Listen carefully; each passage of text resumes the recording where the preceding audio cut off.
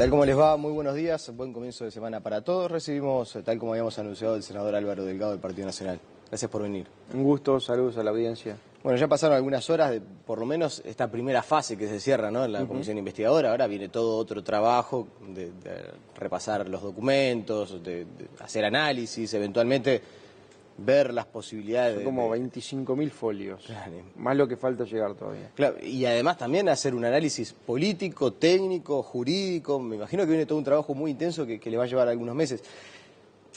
¿Cuándo tienen pensado tener la decisión efectiva, más allá de lo que anunciaron, ¿no?, de enviar a la justicia? Pero, ¿qué casos ir a la justicia y cuáles no? ¿Cuándo van a tomar esa decisión? ¿Y cómo la van a tomar? Te cuento un poquito la cronología porque esto fue medio vertiginoso. ¿Te acordás que en junio, el 29 de mayo, asumió Diego Labat, director blanco en ANCAP, nacionalista en ANCAP, el contador economista Labat? Empezó a ver los primeros datos de dos indicadores que eran muy alarmantes. Uno era el déficit del año pasado, del 2014, terminó en 323 millones de dólares, el nivel de endeudamiento de la empresa de más de 2.000 millones de dólares, y algunos indicadores cómo habían crecido los gastos en ANCAP. Y ahí estuvimos hablando, tuve una reunión con él y con Luis Lacalle Pou. Claro, en realidad todas las instancias parlamentarias habían quedado media truncas. ¿Por qué? Porque el Frente tenía mayoría propia, interpelaciones, comisiones. Y bueno, y se planteó la idea de la comisión investigadora. Me acuerdo que el primero que la lanzó en un tuit fue Luis Lacalle Pou, que estábamos evaluando eso, que estábamos proponiendo una comisión investigadora. Y la semana siguiente se planteó en la bancada de senadores del Partido Nacional, lo planteó en nombre de nuestro sector Luis, y yo fui el miembro denunciante, con lo cual tuvimos un mes de preparar los 12 capítulos de la denuncia. A partir de ahí... Una pausa. ¿Le sorprendió que aceptara el Frente Amplio la investigadora?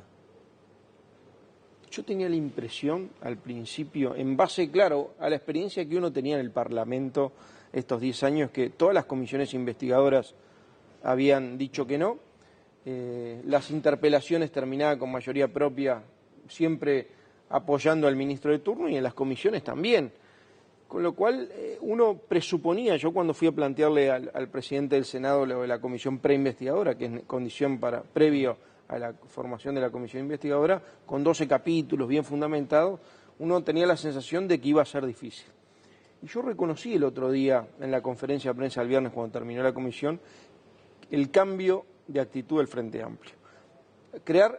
Habilitar una comisión investigadora por primera vez en 10 años, me parece que es una buena oportunidad, no solo para transparentar la información, para conocer una cantidad de cosas que si no, no las hubiéramos conocido, porque esto no es nuevo lo que está pasando, ¿verdad? Ahora nos enteramos que en el 2012 Astori, que Sendí, que Mujica, pero el Frente Amplio se dedicó a barrer abajo la alfombra y todo esto no salió a la luz pública, más allá de algunos datos que podíamos tener. Recién ahora, a partir de esta comisión investigadora, que creo que valida un mecanismo de contralor parlamentario importante. Vaya si fue importante haber creado la comisión investigadora, sino ni la gente, ni los periodistas, quizá ni nosotros mismos hubiéramos sabido una cantidad de cosas que pasaron en ANCAP en estos últimos años y que, bueno, llegó a esta situación de colapso que llegó hoy. 4 meses y medio de trabajo, que fue lo que el Frente habilitó, no más, hasta diciembre. Vinieron una cantidad de testigos, faltaron muchos otros, particularmente muchos funcionarios públicos gerentes de ANCAP, no tenemos la posibilidad de obligarlos a venir, nos generaron más dudas, obviamente, por la no comparecencia de algunos de ellos, que se dedicaron después a escribir por Facebook, pero no lo hicieron en la investigadora. Y bueno, información, 25.000 folios y más alguna información que todavía no ha venido, que falta. Y en febrero, 15 de febrero, fue la fecha que acordamos para presentar los informes. Y unos días después va a ser la sesión del Senado donde se van a discutir los informes. ¿Para qué discutir los informes? Bueno, porque es una comisión investigadora del Senado sobre la gestión de ANCAP de estos 10 años, particularmente estos 10 años, y en el Senado se van a discutir las consideraciones políticas. A nuestro juicio acá hay responsabilidades administrativas, funcionales y también políticas. Pero hasta tanto no se discutan esas responsabilidades, ustedes no van a ir a la justicia. Son caminos paralelos, mirá. O sea, eventualmente pueden llegar a ir no sé, el 2 de febrero de la justicia, no sé ni siquiera si cada día de semana, pero el 2 de febrero de la justicia y el 15 discutir los Te explico documentos. más o menos cómo estamos pensando trabajar. Cuando se votó la investigadora a fin de julio, principios de agosto, la moción del Partido Nacional no fue la que salió.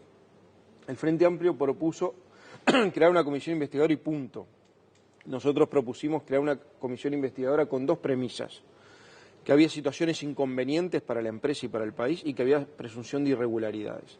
Bueno, yo creo que a lo largo de todo este periodo, este proceso, se confirmaron las dos cosas, que habían no solo errores, sino horrores de gestión, con decisiones inconvenientes, absolutamente inconvenientes, y que había situaciones de irregularidades. Y yo le adelanto más, nosotros empezamos a ver a lo largo de todo este proceso de investigación que hay algunos indicadores, a nuestro juicio, en varios temas, donde hay más que irregularidades, que hay presunción de ilicitudes. Cuando hay presunción de ilicitudes, quien determina si hay o no ilícitos no somos nosotros, es la justicia. Por eso es que decimos que paralelamente con la presentación de los informes, posiblemente en esa fecha, quizá un poco después, porque me parece que está bueno anunciarlo en el Senado sobre qué temas nosotros vamos a hablar de gestión, sobre qué temas vamos a hablar de irregularidades y sobre qué temas vamos a hablar de presunción de ilicitudes, previo pasaje por la bancada de senadores del Partido Nacional, que es quien va a avalar el tema de los informes y del pasaje a la justicia, es que vamos a estar seguramente elevando lo que nosotros entendemos donde hay algunas presunciones para que la justicia decida y nos dé garantía a todos. Brevemente vamos a repasar 15 segundos de lo que decía Rubén Martínez Huelmo en la conferencia de prensa al finalizar la comisión investigadora el pasado día viernes, para centrarnos sobre un asunto que parece bastante crucial. Lo repasamos. Pasaron 4 meses y medio y la norma violada no aparece. Porque de eso se trata. No hay, después lo de la gestión es otra cosa. Hoy, en principio, lo que tenemos que decir es que la norma violada no aparece. ¿Hay norma violada o no? Hay varias disposiciones violadas, normas, decretos, hay procedimientos que se pasaron por el costado, hay reiteraciones de gastos, obviamente también hay temas de gestión. Recordemos que el Frente, cuando habilitaba investigadoras antes o cuando las pedía, hablaba sobre gestión. Nosotros hablamos de dos cosas, de gestión y de presunción de irregularidades. Y cuando hablamos de irregularidades es el pasaje por el costado de algunos procedimientos que no son regulares o procedimientos no regulares. Pero en algunos casos eso excede la irregularidad y hay presunción de ilicitudes, obviamente, contraviniendo algunas normas. Por eso estamos trabajando con varios abogados, con algunos penalistas, con administrativistas, con contadores y economistas, para que el informe sea contundente en estas 3 líneas de trabajo que yo te mencionaba. Problemas de gestión notorios. Tenemos una empresa que termina con 2.300 millones de dólares de deuda, el 80% es en dólares, el 60% vencimiento a corto plazo, el patrimonio vuelve a caer este año a 200 millones de dólares, con lo cual la relación deuda-patrimonio es 10-1, absolutamente, técnicamente está quebrada, si no fuera una empresa estatal, con un déficit acumulado de 800 millones de dólares. Bueno, todo esto que sabemos. Pero además hay un tema que para mí es muy importante decir. Todas estas cosas que nosotros empezamos a notar que se fueron acrecentando a lo largo de los años, 2012, 2013, 2014, todos, y nos estamos enterando ahora dentro del gobierno, lo estaban advirtiendo, todos. Algunos decían que estaba fuera de control, otros que las inversiones estaban mal hechas, otros que tenía gastos excesivos, otros que no le reconocían los costos, más allá de Mujica, de Astori, de Sendic, todos, Coya, todos reconocían que estaba fuera de control. Ahora, la sensación que a uno le queda es en esta empresa, el 2013 fue peor que el 2012 y el 2014 peor que el 2013, aumentaron 33% los gastos de contratación y honorario, 85 millones de dólares, aumentaron la publicidad de 2 a 10 millones de dólares, bueno, todo se incrementó, fue incremental en la medida que nos acercamos al 2014, obviamente un año electoral.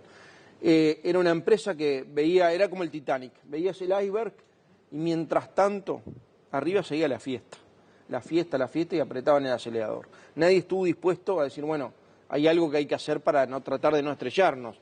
cambiar el rumbo, achicar costos, reprogramar Ya vamos a inversiones. profundizar sobre eso, pero quiero preguntarle, hace algunos días estuvo... Que se quede tranquilo Martínez Huelmo, que el senador Martínez Huelmo, que en el informe va a estar específicamente un informe jurídico con respecto a la normativa. Hace algunos días estuvo Jorge Saravia acá y me decía, esto es como un lavallato un poco más chico, ¿no? Haciendo referencia a todo el escándalo de corrupción de Petrobras. ¿Usted coincide con esa apreciación? Más chico en cuanto a las cantidades, ¿no? La Bueno, corrupción lo que pasa es es grave. que en relación al PBI no es más chico. En relación al PBI de cada uno de los países no es más chico. Claro, pero por las características. Ahora, esto es un escándalo de corrupción. Ahora. Yo en realidad no conozco el detalle de lo que pasa en Brasil. Yo lo que te puedo hablar de ANCAP, a mí no me gusta mucho, soy muy respetuoso de nombres, de situaciones. Obviamente es escandalosa la situación de ANCAP, escandalosa. La verdad nunca me imaginé que una empresa pública hicieran tanta fuerza para fundirla. La verdad, con tan mala gestión, con decisiones inconvenientes, con irregularidades las que vimos a lo largo de estos 4 meses y seguramente las que no vimos y tenemos que investigar y profundizar, producto en este caso de un balance positivo de haber hecho una comisión investigadora. Pero estamos hablando quizá de la peor gestión en empresas públicas que se conoce, ¿no? En la principal empresa pública del país y en la que factura más. ANCAP factura cerca de 4.000 millones de dólares por año y termina técnicamente quebrada. Si no fuera estatal, obviamente estaría fundida. Usted le reclamaba autocrítica al Frente Amplio. La conferencia del viernes decía, el Frente Amplio entendemos que le faltó autocrítica. ¿Se hacen ustedes también una autocrítica acerca del rol que ha desempeñado la oposición en el pasado periodo de gobierno en ANCAP? Haber generado toda esta situación años después, más allá de las disposiciones y de lo que se firmó y lo que no se firmó. Pero ahora, a la interna del Partido Nacional, ¿hay que hacer una autocrítica acerca del rol que se desempeñó como oposición dentro del directorio de ANCAP en este escenario? Mira, yo le reclamaba al Frente Amplio autocrítica porque parte de la cultura era de impunidad, de que no pasaba nada.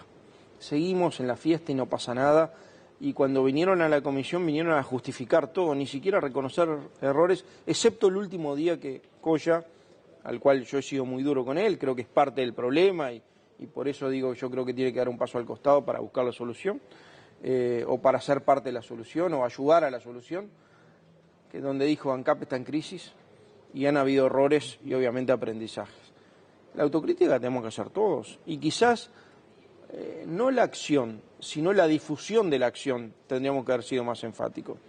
Más allá de algunos reportajes, de algunas decisiones que fueron públicas, yo puse como anexo en las denuncias, en los 12 capítulos de denuncias, gran parte de las actas de los directorios, donde los representantes, por lo menos del Partido Nacional, se opusieron, votaron en contra, pidieron auditorías o reclamaron información, porque era muy común, tan común que pasó la semana pasada, y ahora te voy a dar un ejemplo, de donde el presidente, como no hay gerente general en ANCAP, el presidente toma decisiones y después la manda al directorio para que las ratifique.